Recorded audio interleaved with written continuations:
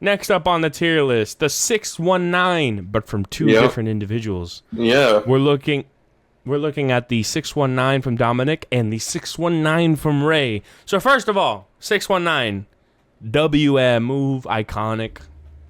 Easily recognizable. The setup is always fun. They can get very creative with how they get the opponent onto the rope. Very much so. But then, you got Dom and you got Ray, and they both Ray's do is it. better. I don't even think that's debatable. I mean, obviously. But the thing is, with Dom, right, I think we're looking at maybe like a D tier. He's too tall for it.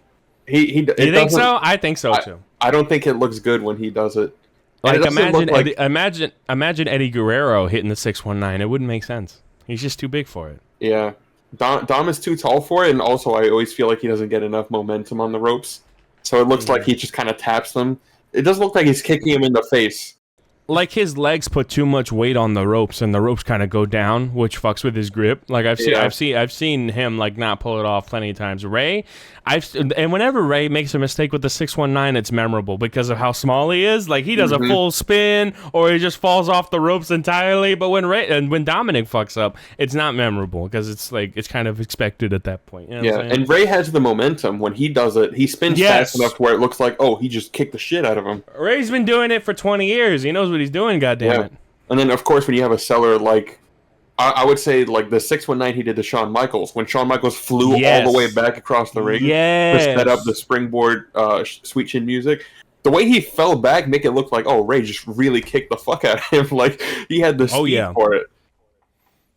And I feel like Dom doesn't really have it. It looks too slow. He's too tall for it. He puts too much weight on the rope.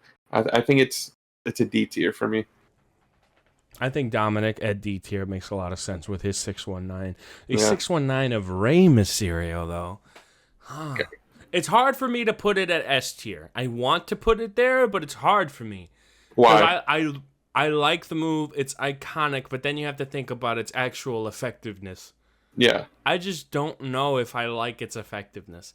I wouldn't say look at its effectiveness, but, I mean, it's iconic.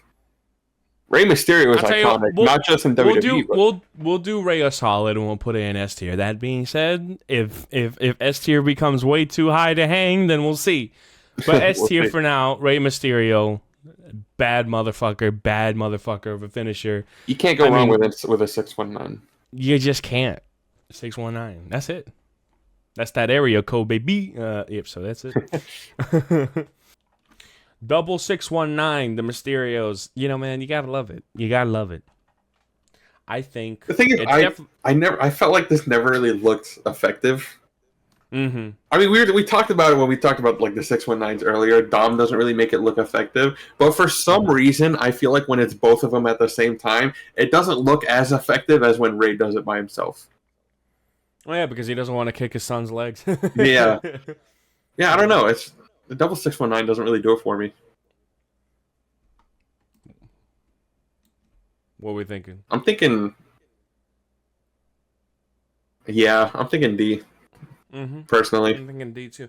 And the thing is, we put OG at S because it's iconic. Yeah. Ray knows it's iconic and it's Ray. Anyone else doing the 619 feels wrong. When Edge did it, nah. Edge did do it, didn't he? Holy shit. Wow. No, dude, it's really circumstantial. It's just something like cool in the moment, sure, but like if you were to break it down against the OG, it would never win. I mean, the image of, father and son doing the 619 together is cool. But that's why it's not F. Yeah, but to me, that's the only thing the move has going for it. Yeah, and I can't put it in C. Look at it in C. You know what I'm saying? Yeah. Can't do that. Next,